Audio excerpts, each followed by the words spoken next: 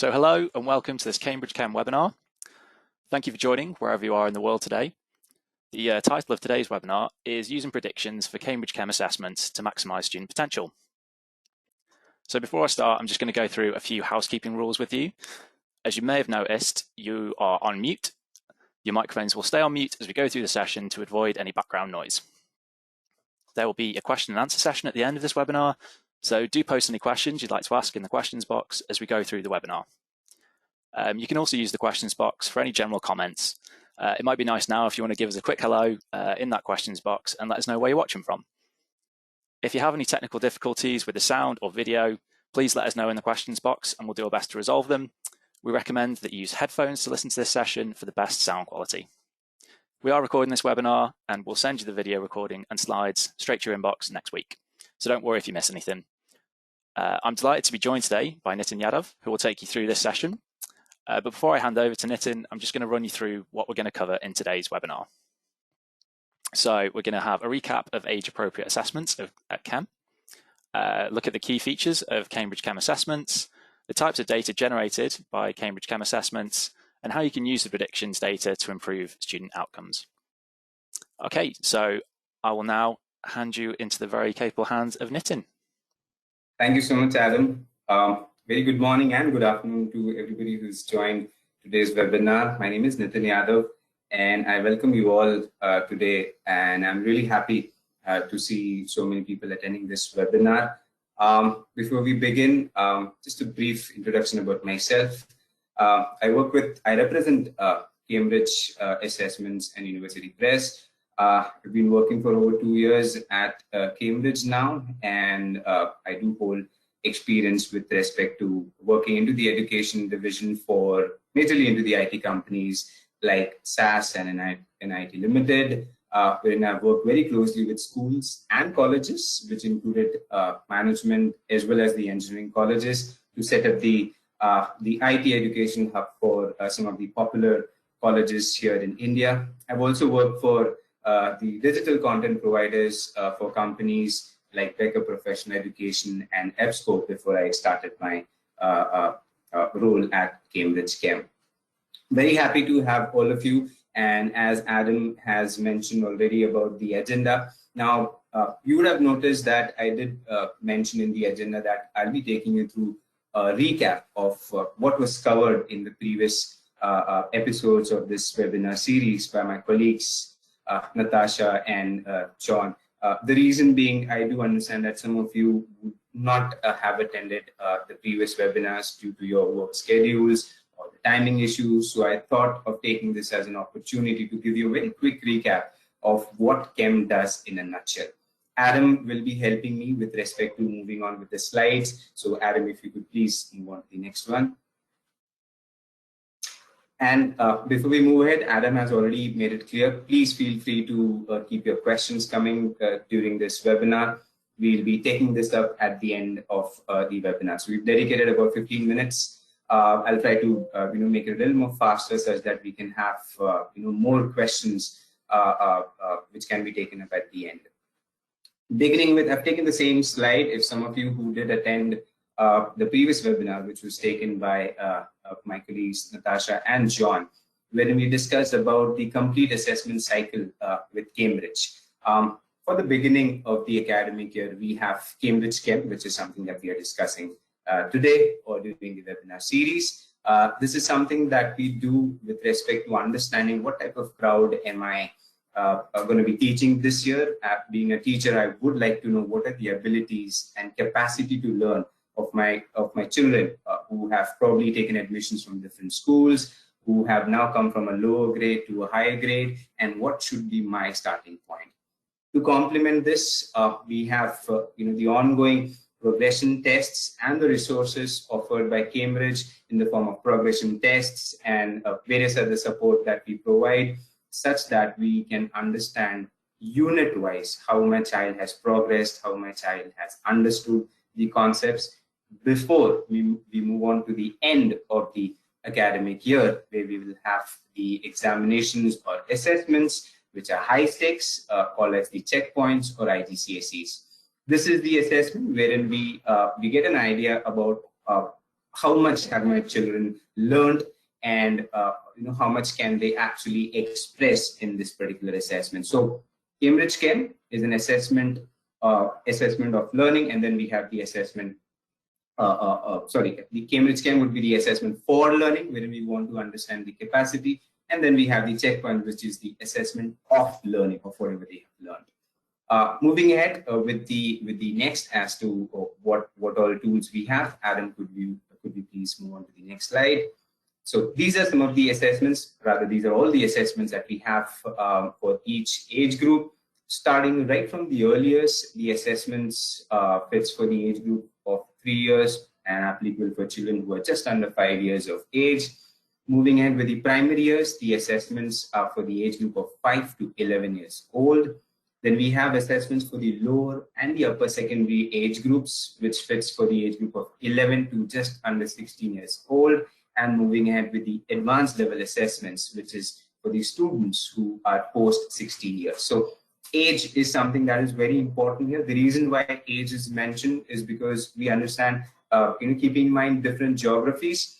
It may not be that, what is, let's say, a grade 6, which is primary here, may not be the same in, let's say, a Middle East or maybe in the UK. It could be different, which is why the age of the child is one of the most important factors in order to go ahead and take the CEM assessments. What is it that my children need to study for this? Nothing. Whatever they have read, learned, understood so far is good enough for them to go ahead and take these assessments, as long as English has been the medium of studies for them. Moving ahead with the presentation. Next slide, please, Adam.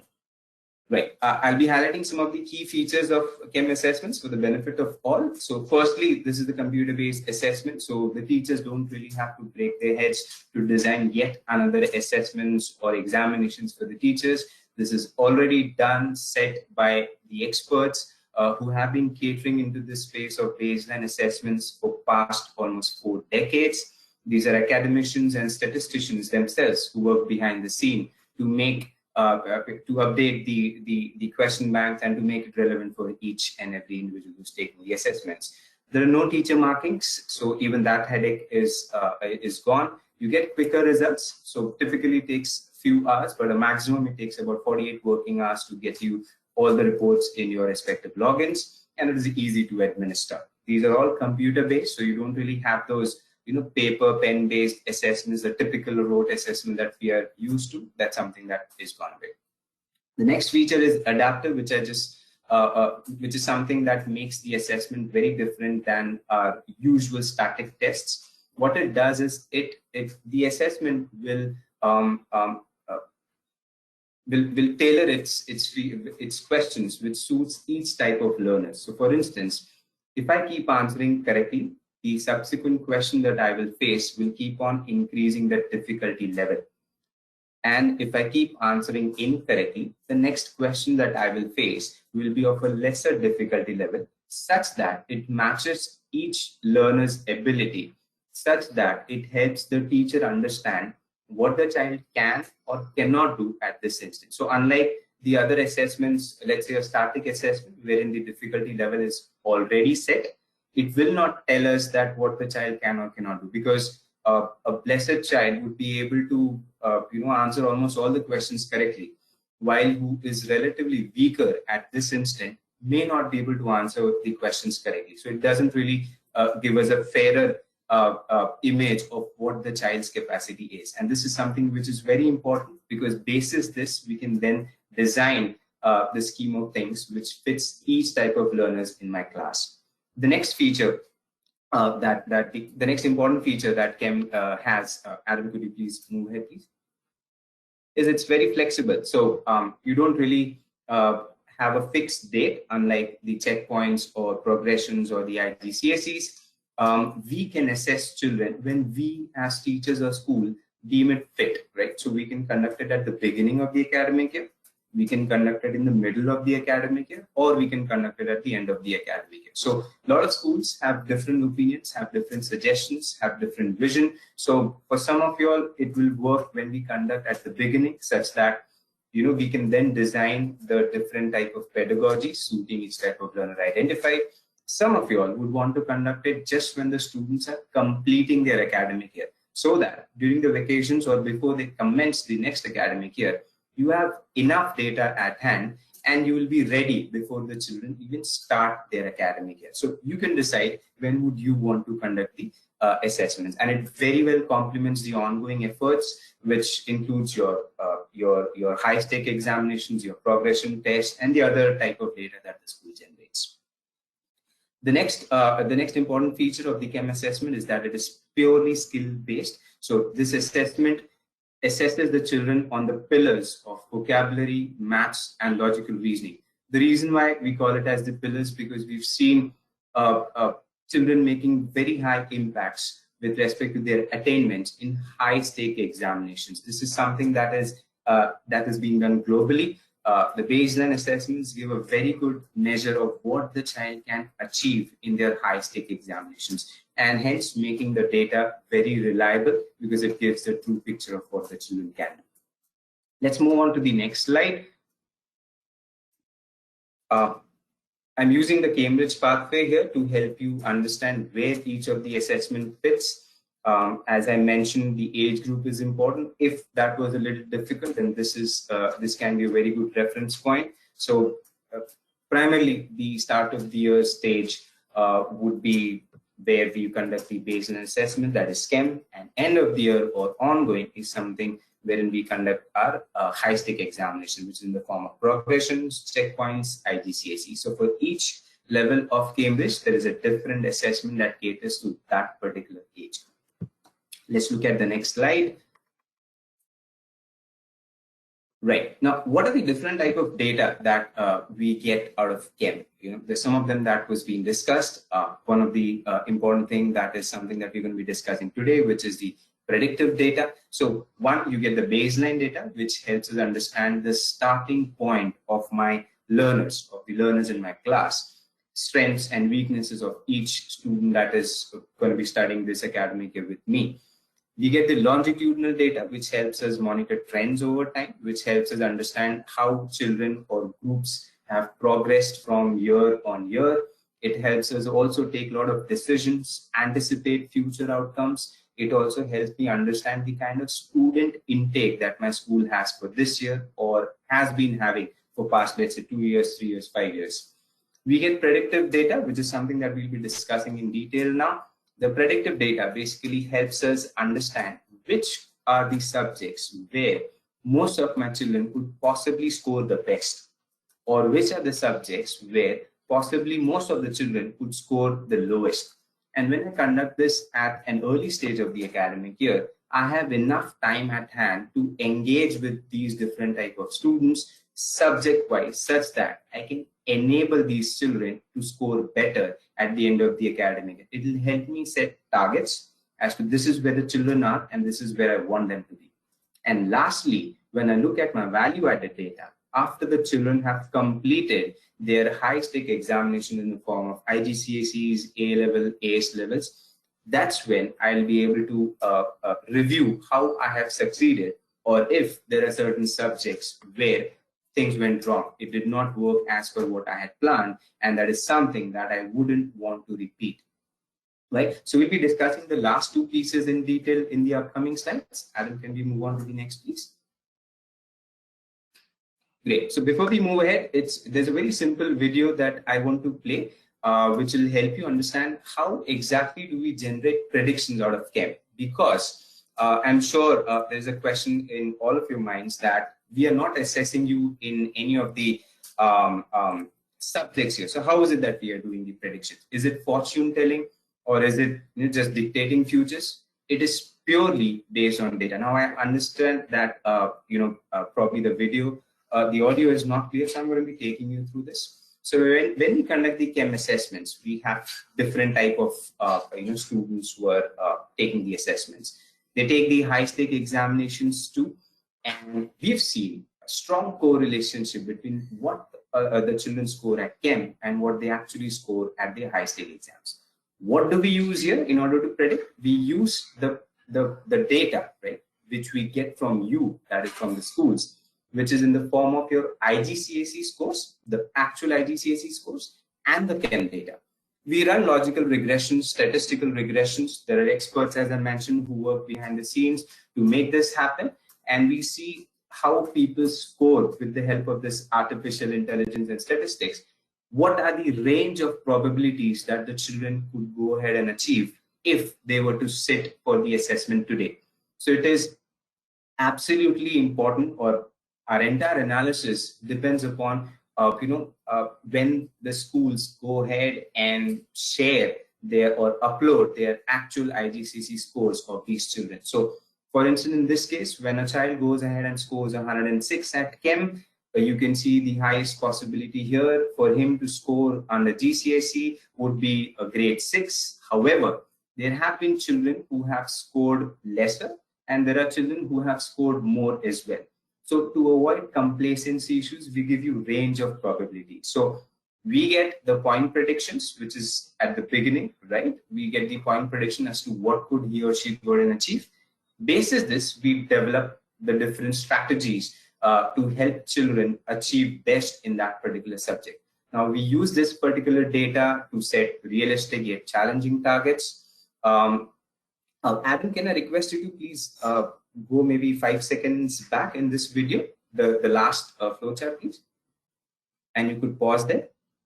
Yes, exactly. If you could please pause there. Thank you so much. So this particular data will help me as a teacher to set realistic and challenging targets because, I mean, of course, we cannot expect, let's say, a child who has a prediction to score, let's say, a grade 5. I cannot set, directly the highest grade there. Or maybe someone, I'm sure some of the schools here use the IGCSE one. So let's say wherein we follow the grades as A star to U. So if someone who has the highest probability of scoring a grade C, I cannot directly set a target of an A star for these children. Though there have been children who have scored that much because of XYZ reasons, but I could maybe set, let's say, a target of a B for this child, or maybe an A. So it should be realistic yet challenging. So I can do a differentiated learning for these type of children, right? So I mean, I'm sure you do use worksheets when we have different type of questionnaires which helps different type of learners, and this is how we will be able to identify them. We can I'm sorry, we can use this particular data to motivate and encourage students. So for instance, I'm sure the teachers on this call would agree that some of you all might say that if I tell my children that you have the highest possibility of scoring the highest grade, and if I kind of speak with the student, they might stop studying, right? Some of you all might have faced this kind of an issue in the past too, and you might agree with me. So you could decide how or in what way would you want to encourage or motivate the child by sharing this particular data, or probably keeping with yourself such that you could set targets for the class and motivate and encourage the students. We can also use this particular data to guard against complacency. Again, using the same examples, you could always have a conversation with the student saying that despite having the highest possibility of scoring the best grade, you could score the lowest because children like you have scored lowest in the past. So let's be on our toes. Let's not forget that there have been children who scored lesser, and this is what I'm going to do for you such that you stay on track. And which is what the last point is. So it will help the students to stay on track. We discussed with the parents as well as to these are the measures that I'm going to take, and on what basis are we going to take is something that we look at the upcoming slides. What are the data and what are the reports that we get? Adam, can we move on to the next slide, please?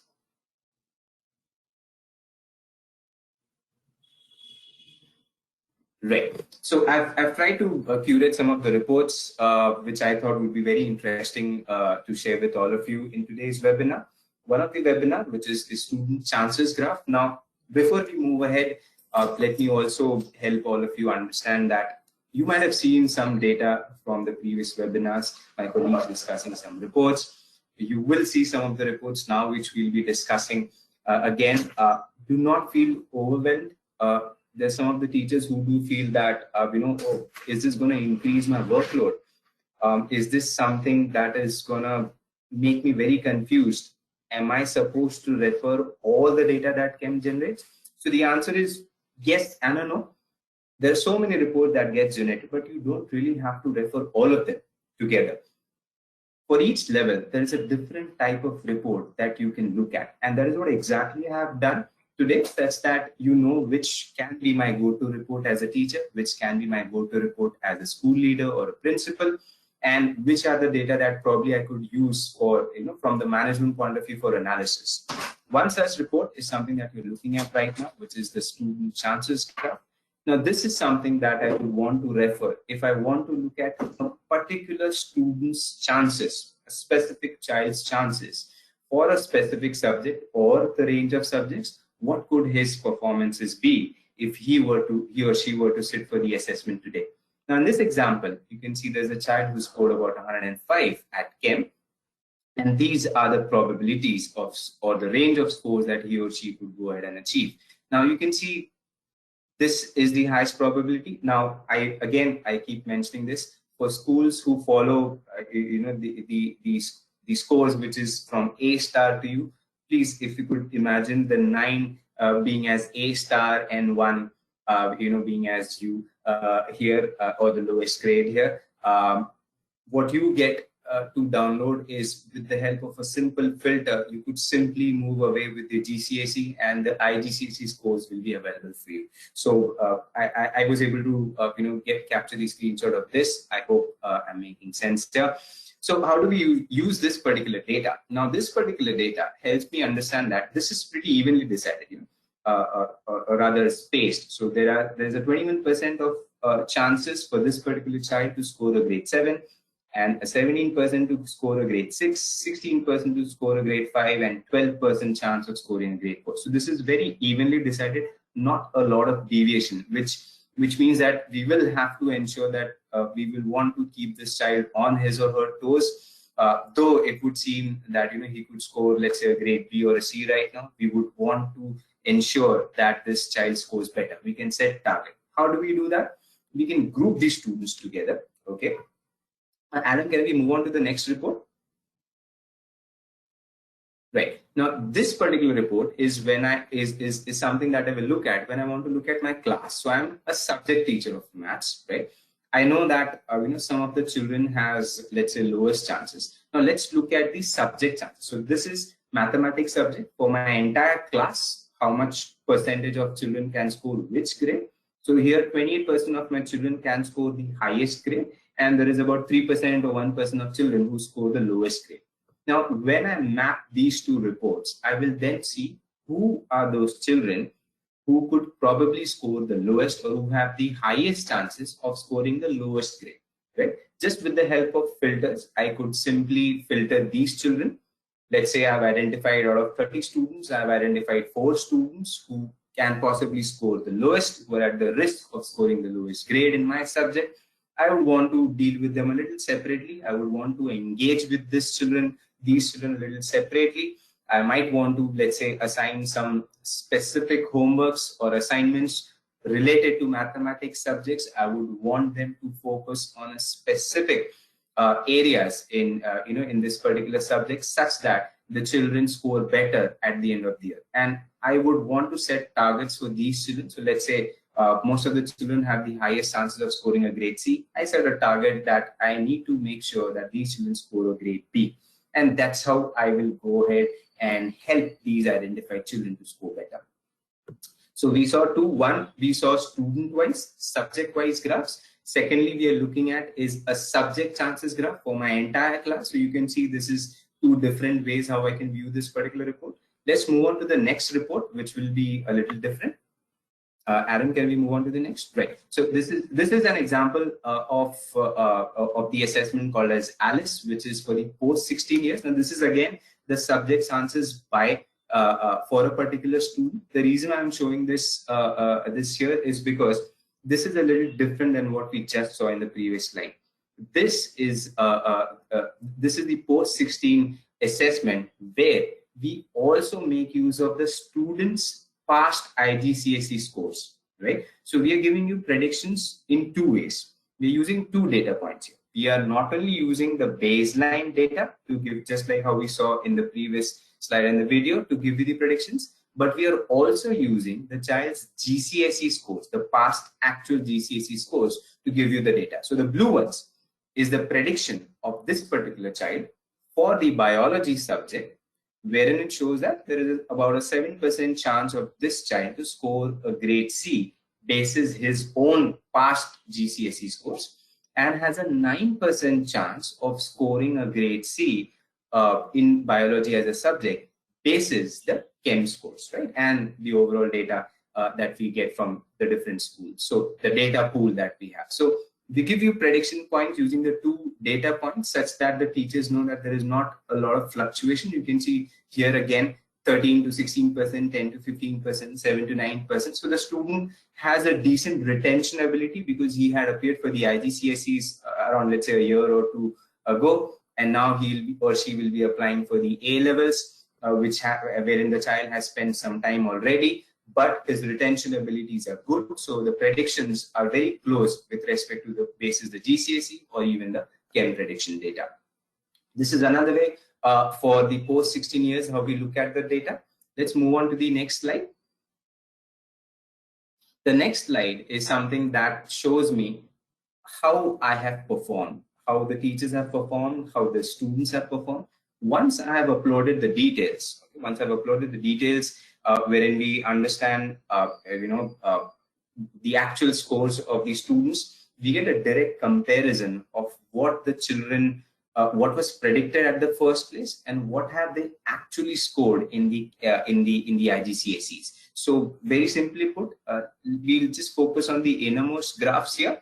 The innermost graphs, wherein you see they are turning towards white in color, are the subjects where children scored as predicted, which also means that as a teacher, I was not able to provide a positive value add. They would have anyway scored the same given the current scheme of things.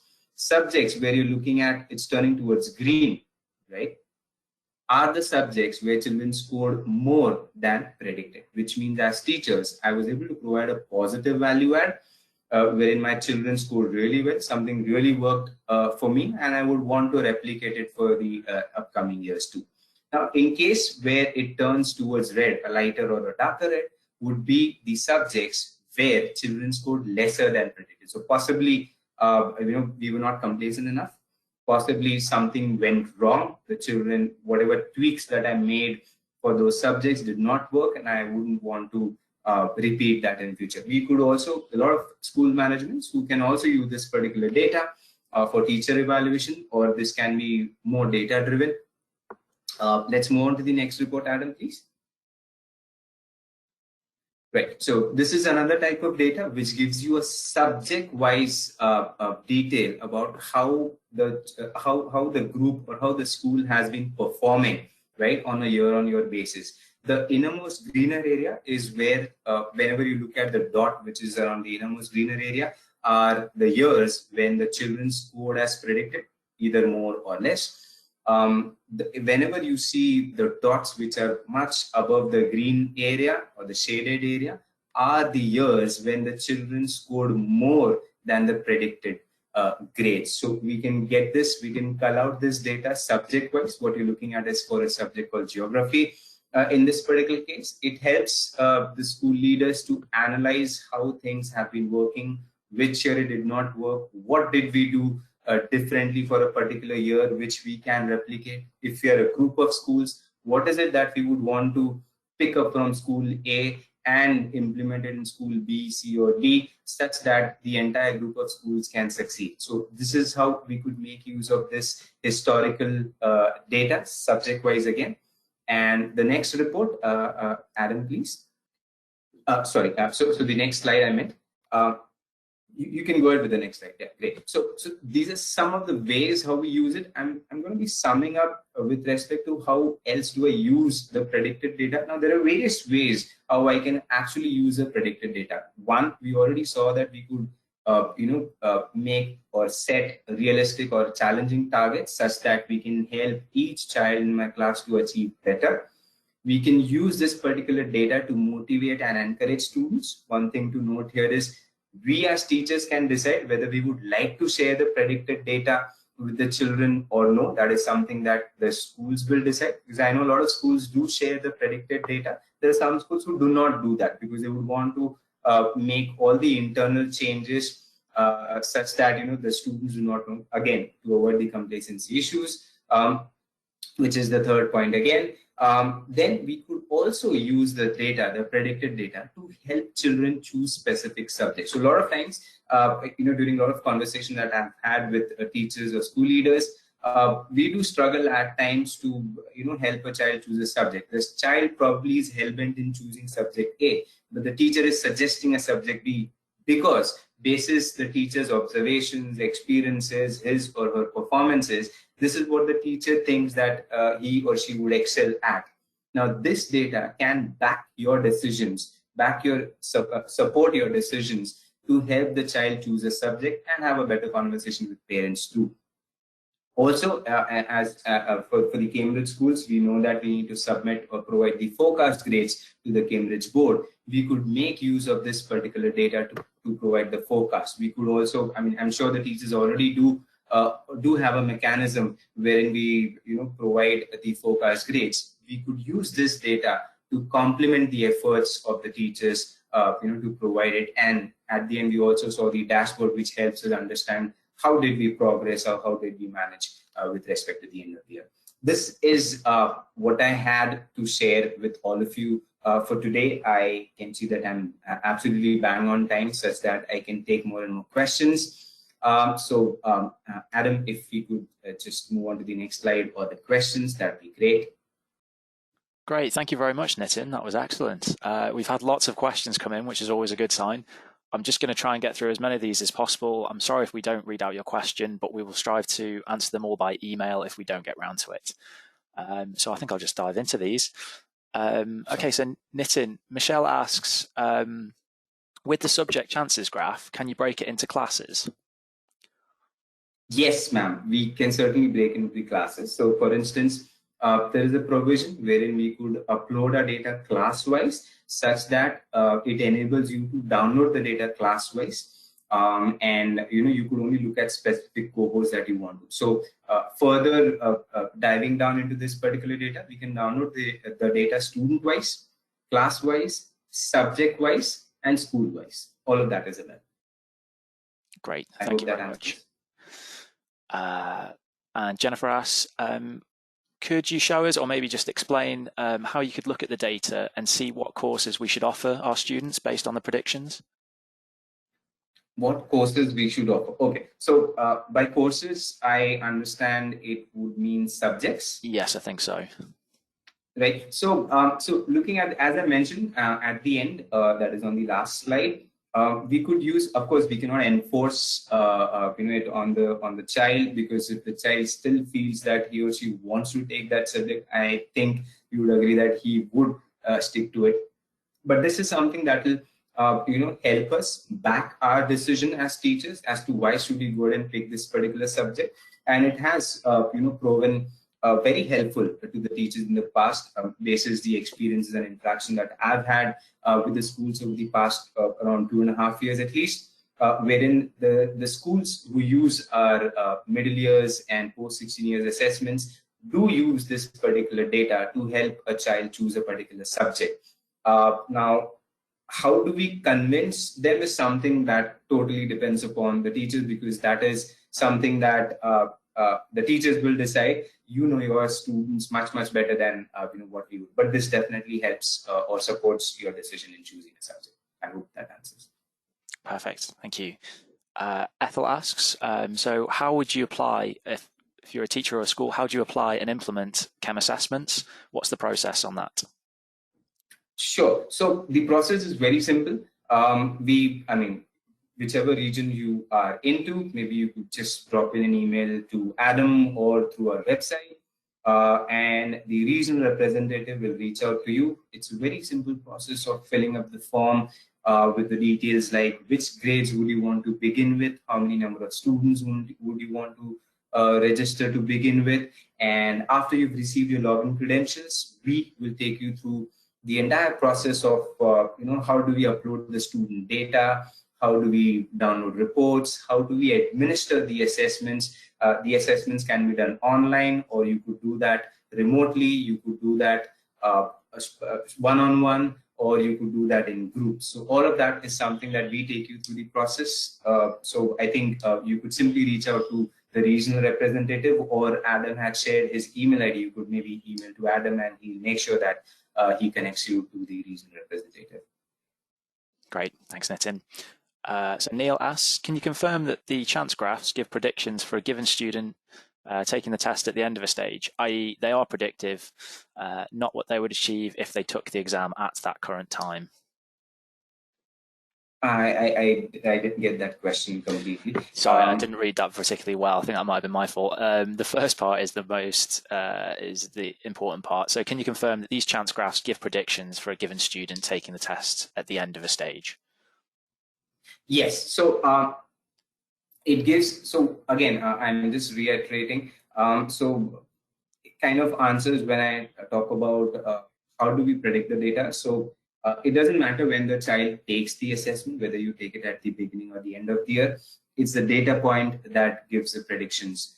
So for instance, we use a recent historical data for that particular subject, and we compare it against what children have actually scored at Chem, right? We make use of these two data points, and we typically have windows, for each of the assessments, so for which helps us use the data for that particular period only.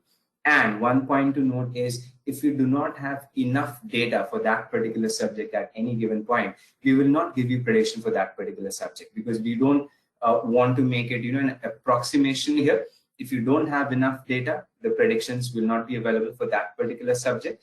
And it usually are the not so popular subjects for which we might not have the data. But otherwise, if we have the data, it doesn't really matter whether the child takes the assessment at the beginning or at the end of the year. You will have the predictions data for that particular student and the code. Just depends upon when do you want to conduct the assessments. Great, thanks Nitin. So Anna asks, where or how do we have access to predicted data? So it is under the same portal. So like I mentioned, when the school signs up for this particular assessment, after the schools have conducted or administered the assessments, within few hours, the reports are available on the same portal, available to download as PDFs or as Excel sheets, whichever you find whichever you feel comfortable with. You can simply download and start using it. And yeah, it's in the same portal. You don't go anywhere else, or there's no separate charges for that. Absolutely. Excellent, thank you.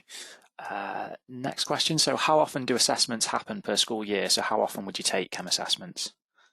Sure. So except for the early years assessment, right, which is for the age group of 3 to 5 years, under 5 years, rest all assessments will be conducted once in an academic year. The early years typically doesn't have any kind of assessing tools there, and we've tried to make it as engaging as possible by introducing cartoon characters and everything that a child of that young age group would want to see on their screens. Doesn't even realize that they're being assessed. So excepting for that, when we assess them twice, rest all the assessments will be conducted once in an academic year. Now, the reason why we conduct it once in an academic year is because basis the reports, the results that we get having completed Chem, we will then have enough time to engage with the children. We will then have enough time to tweak our pedagogies or any other learning scheme of things that we currently have.